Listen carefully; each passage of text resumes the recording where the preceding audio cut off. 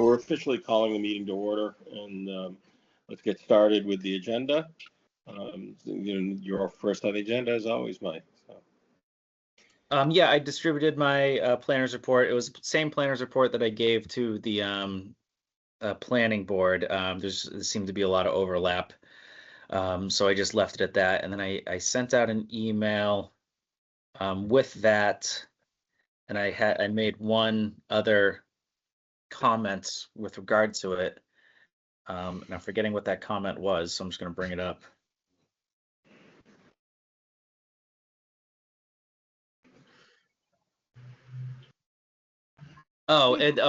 Today, here's what it was. Today I submitted an application for grant funds to get low impact design regulations for the town, as well as multifamily design guidelines. So that was submitted to the Eco One Stop in hopes to get, which is a different grant portal system. And that was for a planning assistance grant is the name of the grant.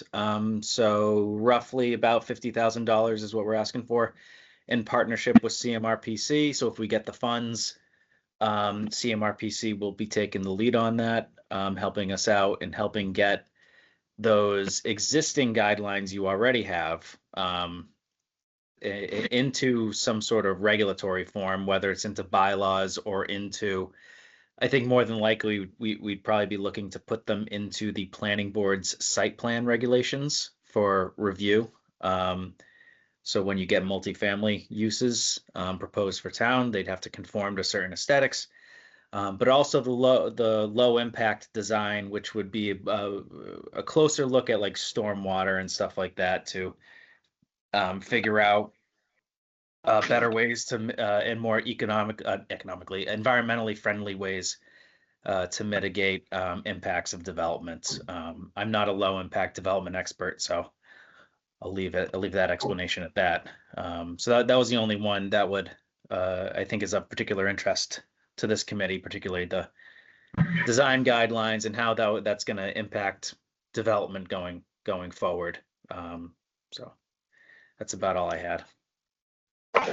Well, both of those are kind of necessary. I mean, the fact that we don't have low impact development guidelines right now is kind of problematic, particularly around sidewalks, rain gardens, drainage swales versus culverts. I mean, there's just a whole slew of things that we could adopt that the planning board doesn't consider lots of times because they just don't have that option, I think. Right. Yeah. Yeah. So. All right. Great. Any Other than that, questions? Are there any questions as far as like what else was on the report? I'd be happy to answer. I had a couple questions. I somehow didn't realize that there was that meeting on March 18th about the 40B. You're talking about the one across from Imperial Gas, right? Yes. Mm-hmm. Okay. And so now the next meeting is April 15th. Yes. And where is they want to put a pool there, huh? A pool? Oh, no. That's a different variance application. The pool. Did I maybe get my wires crossed? Maybe I accidentally. Let me look what I wrote. It's under the ZBA agenda for March. Oh, I'm sorry. Yeah, that's kind of confusing the way I wrote it. I said aside from a variance to locate a pool, meaning the 40B will be on. That'll be the only thing on, aside from just a regular variance for a pool. So that was a different one. Yeah, sorry, my language is a little confusing. Okay, and is 6 to 8 Grove Street the brewery? It is the brewery property, yeah. And they want to do the brewing. They're going to raise the heights. They can do more brewing right there. I remember they wanted to go where this 40B is going to go, so they wanted more brewing space. Is that what they're trying to achieve with more height? No, this is for the residential component of that lot. So that 2 or 3 family structure to the right of the brewery is going to come down, and they're going to put up a 5-unit apartment building with I'll say office space on the first floor. They don't have a tenant or a use necessarily yet for that first floor, but you can take a look at all of that in the zoning board webpage meeting materials. You can take a look at the elevations and the renderings of the building that they're proposing. Will But they yeah, be that having to, oh, sorry. I was Will just they gonna say have to that follow design guidelines no. for the center of town? No, like I was explaining, well, I guess I wasn't explaining, but I touched on earlier. You have design guidelines as a document that's available for review and reference. But what the town does not have are design guidelines in the form of regulations or bylaws that we can require developments to follow. I will suggest though, if you take a look at those renderings, they're pretty sensitive to the context. If they build it as though it is presented, it'll look very nice, and Okay. it'll definitely be in the aesthetic context. Whether or not you end up liking it or not, it'll definitely be in the aesthetic context of the area. Great, and I love it. They're gonna put a business on the bottom floor. That's great. Yeah, and adding more parking. The way that they're redesigning the lot. I mean, not only do they have to accommodate, obviously, for a couple new units and some potentially a commercial space in the bottom, but they are increasing the total amount of parking, not just for those new uses, but also the brewery. That'll be great. It does kind of bring up that whole issue, though, about, we've talked about this several times, changing the design guidelines into regulations. And we really haven't advanced that discussion. So, Oh, yeah. anything else? Any other questions for Michael? Wasn't that design guideline discussion based on, we could make a recommendation, but it had to be the zoning board to adopt them? The zoning and planning. The zoning, all right. Gene, did you have thoughts on how we would make the regulations? I would make it actually into a regulation.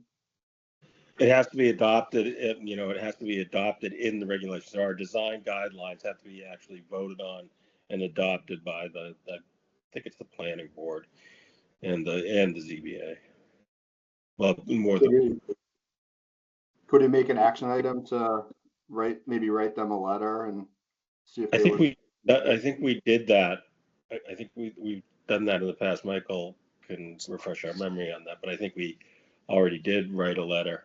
You did through me. I don't know if we did a formal letter, but I definitely informed both of those boards after that meeting that those design guidelines are available, and that this committee highly encourages those two boards to use them. So they were distributed and informed of that opinion. The grant I'm seeking that I just submitted today will hopefully, if we get it, turn those design guidelines into regulations with actual teeth. Oh, that'd be wonderful. That would be great. Any other questions for Michael? Okay. Can we Go ahead. Can we talk about what you wrote here? You talked about the Holy Angels concept study for redevelopment. It seems to turn on that there's not a use for the building at this point. So what about that expression of interest? And there was some talk about formalizing a relationship between that church building and the 140 Arts. I don't know where we are with that. Trying to look for exactly what I wrote.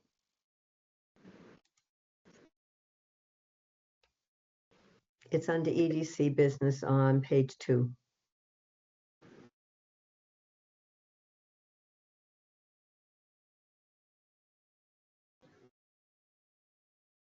Or maybe it was someplace else as well. Oh, yes. Also, you spoke on page 3 about that the Mass Historical Project Preservation Fund. Is that the same grant that they got for the Grange? Oh, yeah. So, yeah, that's what you're referencing. Okay. And yes, the answer to that question is yes. That's what the Grange got, is my understanding. I spoke with Mass Historical for that Preservation Fund grant, and was highly discouraged by, specifically from them. I'm not saying highly discouraged from my meeting with them, although that was the effect because that's what they wanted. Or I mean, just informational. They were very pointed in the sense that, hey, you very much likely, the town very much likely do not want to put a forever preservation restriction on a building for not a lot of money, right? So for about $15,000 or more, whatever was going to be, it certainly wasn't the sum of money that we were told through the architect reports and things like that. To the tune of at least 1.5 million, if I refresh my memory. I can't remember exactly those numbers when we were talking about it several months ago, but yeah, Mass Historical's opinion was you likely don't want to put a forever restriction on this for that amount of money, which, yeah, I mean, that's not a policy decision for me to make, but I tend to agree. But also because it is not being used right now, because there's no use currently in it, by putting a forever restriction on it in its current state, you're solidifying it to be a museum of as to you're just freezing it. You can make the improvements that you're going to do with that money, but then doing anything after that to the building, introducing a new use, is going to be very difficult with a preservation restriction in place, is what I was told. So getting a preservation restriction for, oh yeah, because it was even if you do the exterior, right? Even if the funds are used for the exterior, the interior also gets a preservation restriction put on it. So then if you were to, let's say it is 140 Arts who eventually comes in after doing that, that is then a problem in terms of the preservation restriction, because the way that they would probably need to manipulate that inside in order to accommodate what they want to do would probably go against the preservation restriction in some ways. So this was the conversation I was having with them. So it just did not seem like the best option at this stage. It's probably a good option later on, once the town has actually invested more into it, if that's what the town wants, and has a use, maybe even actively in it, because then they can work those. The preservation restriction would have to work around what is in it at that point. So I hope that makes sense. So you're saying that if a Mass Historical grant were sought, it would, part of that would be requiring a preservation restriction that would tie hands later. Oh, absolutely. And it would immediately tie your hands, is what I was told. Okay. Right. So like, yeah, it would be difficult. Is there a reason why the funding was so low? I wonder if it fluctuates. Maybe they just don't have a lot of money from the federal government at this point, or I wonder if it fluctuates or if it's always that small of an amount. I'm not sure. I don't know what funds that program. I don't know if it's just state funds or if it's drawn federally. Yeah. Can you repeat the question? It's hard to understand. Oh, sorry. I was just asking why the funding amount was so low.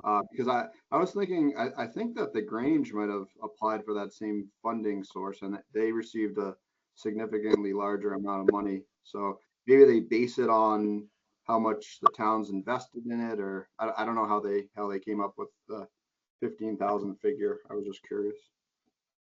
I forget. There was a calculation in place in the grant materials.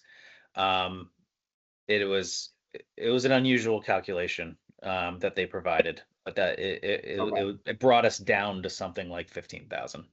Oh, this is the reason, is because and I haven't had this conversation like over a month ago, so I don't remember it off the top of my head. We were trying to leverage the money that was dedicated for the painting. So that was like $50,000 to $60,000 or something like that. And so you can only use a portion. They'll only match what you are using, right? and it was like 50%, but then you also needed to have like 50% of that 50% dedicated or like it is set aside or something like that. So it actually drew it down to something to only 15,000 is the way that equation worked out at the end. So yeah, not a lot to put a forever restriction on it. Okay. I went to that workshop and there was a lot of strictness built into the whole thing, and if you can jump through all the hoops, but yeah, I found it just as restrictive as you were saying. It was 3 hours of rules. Yeah. All right, anybody, any other questions for Michael for the planners report? Okay, great, let's move on then. On the focus project, the infrastructure analysis, I know we're delayed on getting the final copy of that. Yep, he just emailed me an hour ago saying he'd get it to me tomorrow. So I don't have that. Okay, so there's nothing really to discuss there from the last meeting. Okay, then Talking about the infrastructure. yes. Yeah, I didn't see that they made the changes that we asked. They're still Right, going they through have it. not yet. That's That's submitted what yet. I'm waiting on. Right, okay. So moving on to the West Upton Center, the vision and earmarks update. You want to go ahead with that? Yeah, I forget when our last meeting was. It was in end of February, I think the last meeting was. So been about a month. I did reach out to Dodson and Flinker we're supposed to be scheduling a rollout of the draft of that plan next month. So I'll have to reach out to them again. They must be busy with other things. But so I guess the update of it is process began. The workshops happened, and now the workshops I think are complete. Maybe we have one more workshop in between, like final adoption. But the workshops themselves are complete, and now it is going to be where the part of the process where, like I said, it's going to be the rollout of a draft form of the plan, in which we'll do some outreach and try to get more people to these meetings from the general public, not just the working group, to get lots of eyes and lots of opinions on it, and then see if there's anything that can be gained from that can be incorporated into a final draft. And then once the final draft, I think, is done, there will be a presentation to the select board and this committee. So I met we'll likely do a joint meeting at some point, maybe in June. Can I ask a question related to that? That's about something specific in West Upton? Sure. Okay, all these questions involve Spatewood Gallery. One is, are there grants available for a town to help a business in town? Like, she's had a lot of incursions into the building, a lot of breaks in the building that she's had to manage. And now there's, I think, maybe another one and some painting on the outside. So I didn't know if there was any, and it's expensive, and it's, is there any, can we do anything to help a business like that? So I'm not aware of anything within arm's reach right now, but the one grant program I am aware of, I'm not sure that the town could get, which is the CDBG grants through HUD, Community Development Block Grants. Those are that's typically how those funds are used. So lots of different types of programs just like that, like you mentioned, to help out businesses and homes within corridors, but those are typically linked to blocks and census blocks and census tracts that are meet some threshold of high occurrence of minority population or limited English speaking, that type of Title VI stuff. Theoretically, though, the CPA could help on the historic the preservation of the historic structure, correct? I mean, in terms of facade and that kind of thing. I mean, That's a I good don't think point. that's outside. I don't think that's outside precedent in Massachusetts. That there are, private buildings that benefit from public funding if they're a historic structure. Right. Do you want to send her, Lori? Do you want to send her to CPC to talk about it? Okay. Oh, she could apply to CPC because of Yeah. historic structure? Oh, okay. And the other thing I thought of, I realized she's got that little tiny sign. One of the things I think about our town is we have a lot of really wonderful things in this town, but nobody knows about them. And that is the number one example of something that we have that's unique, remarkable, world famous, and nobody in Upton knows about it. And those 10,000 people that drive through town, probably 1% of 1% know about it. And there's just a little sign, and unless you're going south and stopped at that light, you can't even see it. And it doesn't say art, so nobody really knows what's there. Sometimes in an area like West Upton Visioning, and we have talked about signage, you can have signs that advertise the business that are there. And so I think there's things that we already have in town that are not well known. And that's something as Economic Development Council I would like to see if we can do something about. Aren't there storefront funds? We used them in the past. I mean, that we did, that was some of the last grant funding we did. And Mendon when last time we talked about this, Mendon didn't use theirs or something of that in that regard. And there was thoughts about whether we could re-up on more business front improvements. That I would think that Spadewood Gallery would be a great candidate for it, but she would have to request it and apply for grant funds. First, we'd have to have them available, Yeah, let me follow up with CMRPC and see where they are with those funds. That's exactly right. Last I heard, Mendon didn't use their share. Maybe it's still available. Maybe we can use it. Have we used our share already? Yes. Yeah. And what do we use it for?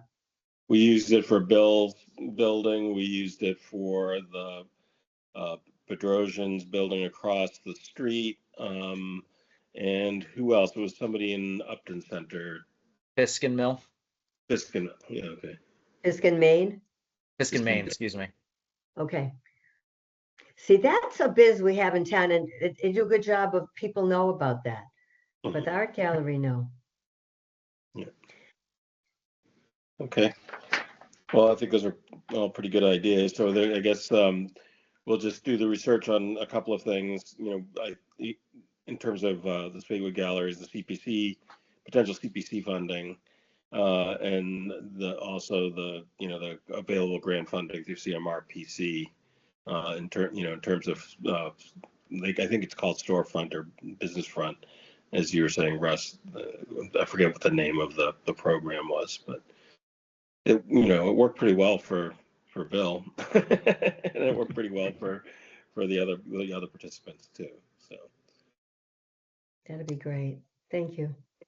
okay. And then we're talking about going on to discussion of adding other projects.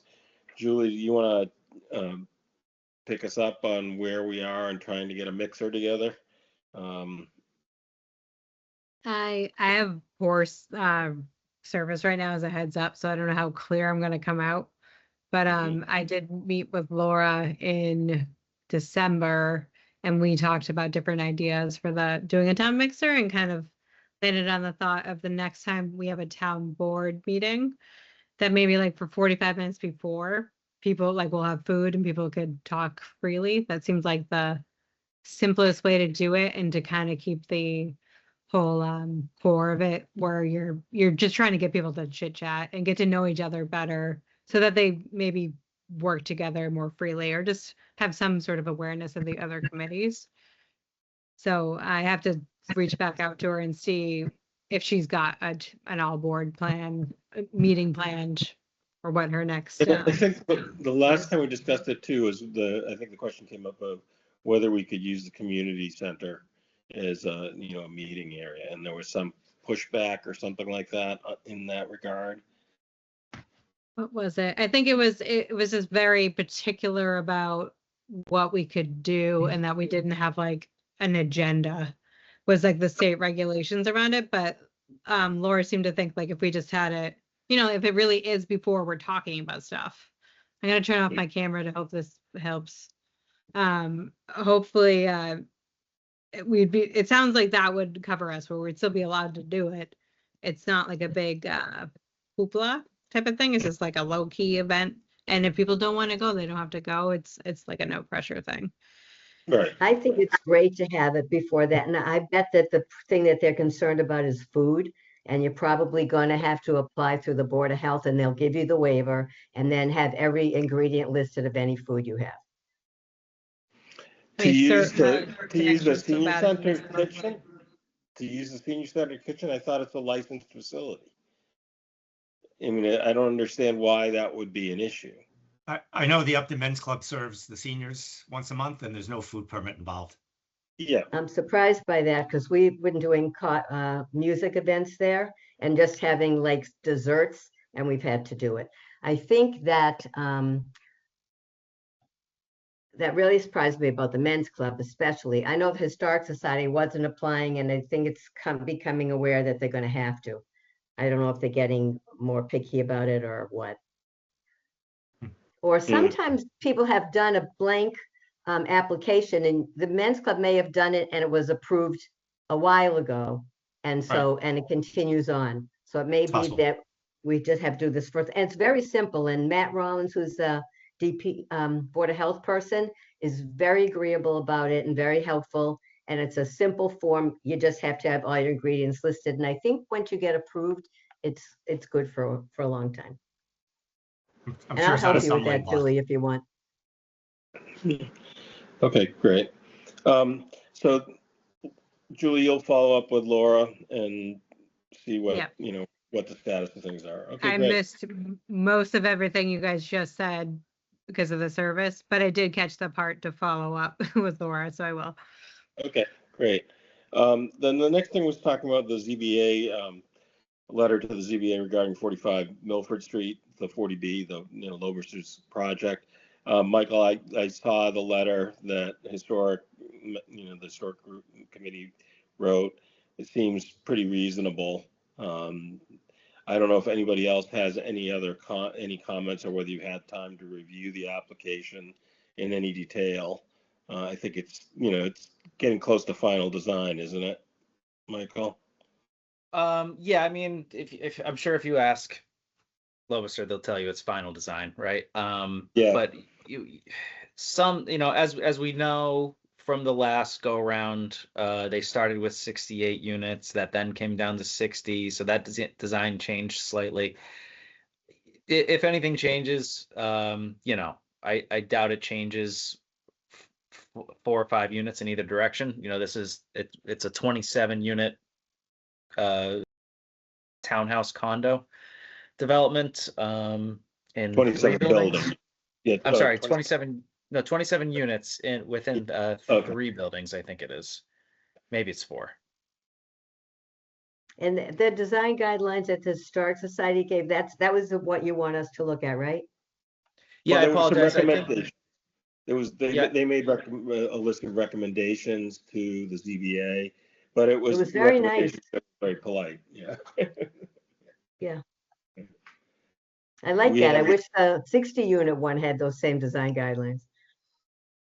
Well, I think they're recommendations. They're not design guidelines. So again, we're in this situation, it's just a recommendation. And we have that ability as a committee too to make the recommendation. That's why Michael circulates the plan and gives us the coordinates of it to review. So I don't know if anybody else has any comments that they'd like to incorporate, and whether we want to talk about drafting our own letter or You want to wait until the next go around or what? I don't know what our deadline is for reply and response. You have plenty. You have, let's say you have plenty of time. I don't. This will not. We'll be in public hearings definitely through the summer, I'll say. We plan on taking it, with the zoning board, plan on taking it issue by issue, meeting by meeting. So our next meeting will likely focus on traffic solely as an issue. The meeting after that will either be civil or stormwater, and then the same, it'll either be civil or stormwater after that.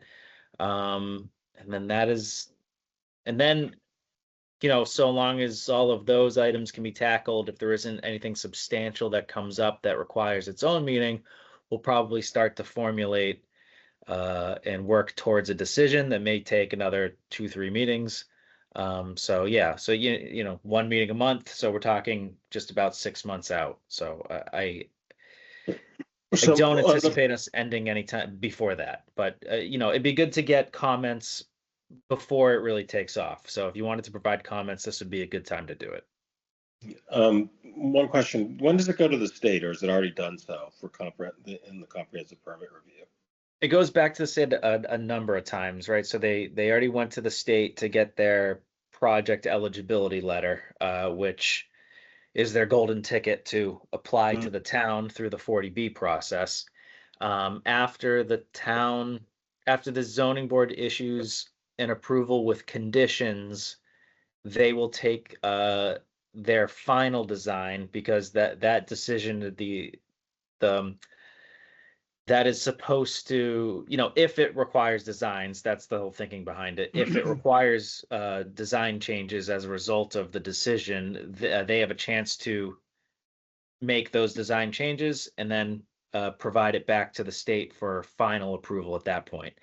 And then the state will issue their final approval, and then I forget if we even get notified of that. I mean, it's a state decision. The town would have already issued the local decision, so it's not much oh, here it is. Yeah, I'm sorry. As I talk through it, the state issues the final decision. If there are changes that needed to happen, they just come back to the town to say, hey, these are the changes that happened, and it's a final sign off from the zoning board after that. And then they pull their building permits, presumably. But that's a long ways out. Does the town have to certify to the state that we have the sewer and water capacity? I don't think we certify anything to the state on that. I'm not aware of. I certainly didn't have to do anything like that in the last one. I imagine the developer has to convey that information to the state because it impacts their funding sources. Mm-hmm. Right? They're not going to get a bank to loan them money to build if they don't have what they need to build out there. Right. We don't have any constraints right now on sewer and water in that area, do we? Once the sewer line goes in, it's kind of like we don't. And we are, I think it was in my report actually, maybe it wasn't. We'll have a memorandum of understanding, land development agreement, whatever it's called, for them to bring the sewer and water onto their property, right? So they will be paying our contractors who are putting in the sewer water to make those connections on their behalf, and they will be paying that for their own connections. But as far as like service updates, that does not need to happen for this. Yeah. We have to bring water and sewer to that point, right? We have to go up to governor's land. Yep. And we're paying all that cost, right? In association with a different project further down. So they are beneficiaries of that sewer and water project going in front of their property anyway. We're not, Okay. Town isn't providing any funds to bring sewer water to them. They are providing the funds to bring sewer and water onto their own property. Right. Okay. Any other comments on that development? With these 240Bs, we're at Safe Harbor, aren't we? You will be in Safe Harbor again once 47 Main Street pulls a building permit. Right now, they were just constructing their construction entrance on that road, but they don't have an actual building permit yet, so they can't start digging for a foundation until they have a building permit. But once they pull a building permit, you will be in Safe Harbor status for, I believe, another 18 months. And then we stay there until we start building other things that aren't part of it, unless we can get that percentage as part of each development. You say that again? It's my understanding. So if we're there for 18 months, it's because we've met the 10% requirement in our town for affordable housing, right?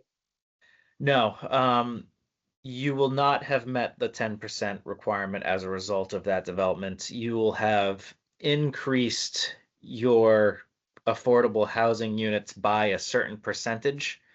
I'm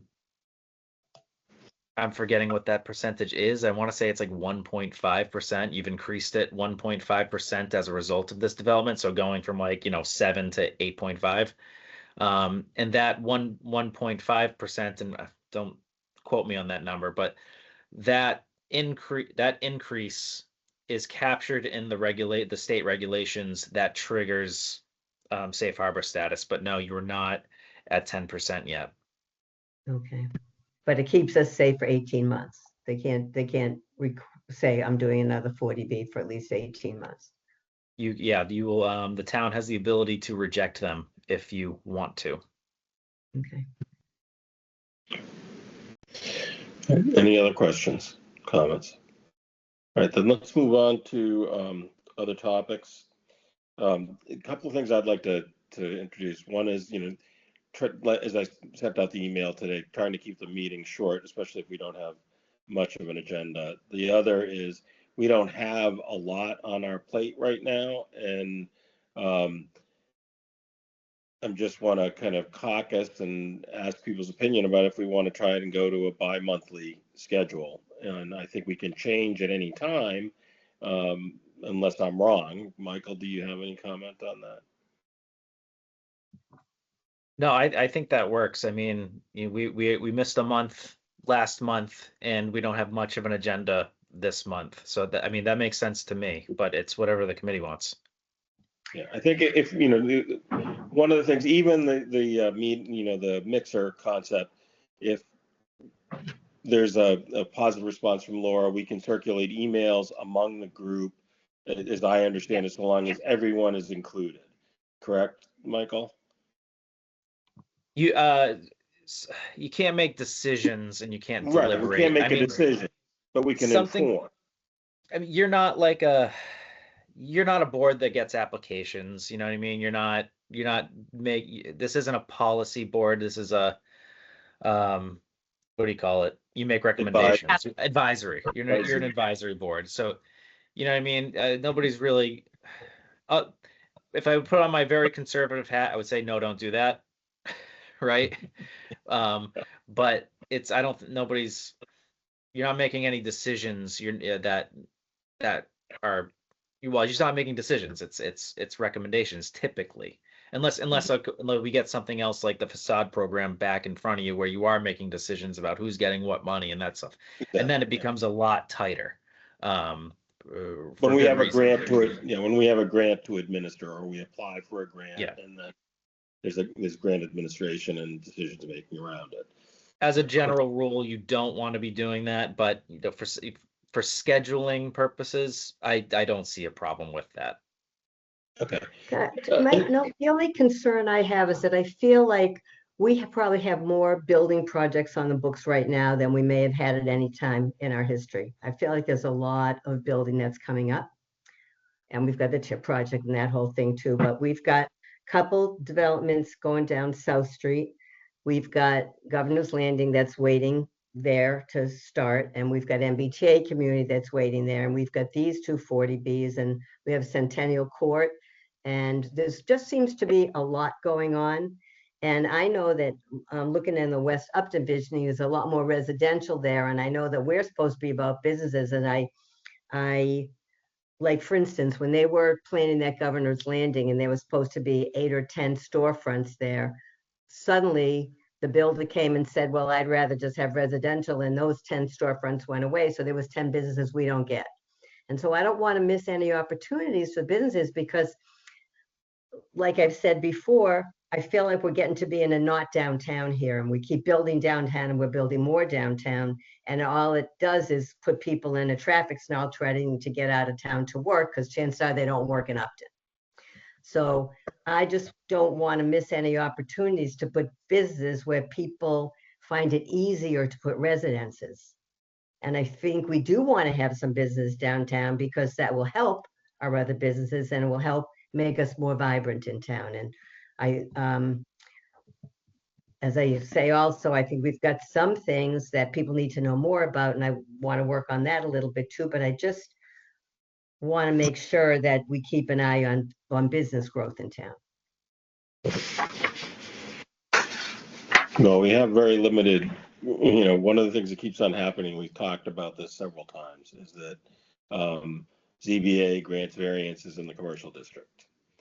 In our commercial property pretty consistently, and allows residential development and doesn't require, changes the use of commercial property to residential. We don't get, we can weigh in on it, but it hasn't really made much of a difference. I don't know how we control that process other than make a recommendation. Well, But sometimes recommendations matter. Laura, just for a second, I want to hear from other people about the thought of going to bi-monthly and what other people's thoughts are. I'm fine with it, because Michael, you keep us well advised, and I like that. That's it. I second that. Yeah. Russ and Pierre? I'm fine. I mean, I think we have email, and I'm guessing if someone wants to call a meeting, there's still the ability to do that, right? Yeah, we'd need to have a month, we need to, if we think there's some pressing business, and that's what I would encourage, and I would encourage us to come forward with projects if we can think of one. You have a conversation with someone, you hear something, it's something that you think is actionable for our committee, to, circulate an email, and then we can schedule a meeting a month out. But I do think we have to have a placeholder for the last Thursday of each month. And what I'm just saying is that, right now, I think a month is too soon to have another meeting, given what we have on our agenda. So I'd like to see it be in, I guess it would be May, that we would have our next meeting rather than April. Well, can we just leave it that our next meeting will be in May rather than saying we'll have one every other month? We could do that, yes. I'm And good with that. we're in charge of the West Upton visioning thing, so that's going to come, and we're going to have to roll that out. That's ours, right? Right, that's ours. And also the parking lot needs to move forward too. Yeah, but we're not at the stage where there's any actionable design yet, and we won't be for a little while. We would definitely, when that design is submitted to Michael for review, we absolutely want to have a meeting then. Okay. Okay, so why don't we, for now, let's schedule for, the last Thursday in May for our next meeting. If that doesn't impact with some sort of vacation schedule, what is the last Thursday in May? 28th. Weekend after Memorial Day, so it works. Okay. Is everybody okay with that? Means I can go to the open mic at the Rose Garden earlier, which is not a bad thing. Big Okay, conflict great. every month. Yeah. So let's go. Let's schedule for the 28th of May then. Is everybody else? We'll probably have that multi-board meeting before then, Mhm. Yeah. so we may see you for that. I can email Okay. if I find out, so. Okay, so I think we're ready to adjourn. We're scheduled for the 28th, and do I have a motion to adjourn the meeting? Motion to adjourn. Okay, great. I second. All in favor? All right, thanks, Aye. everybody. Okay. Bye-bye. all. Have a good night. Have a good night.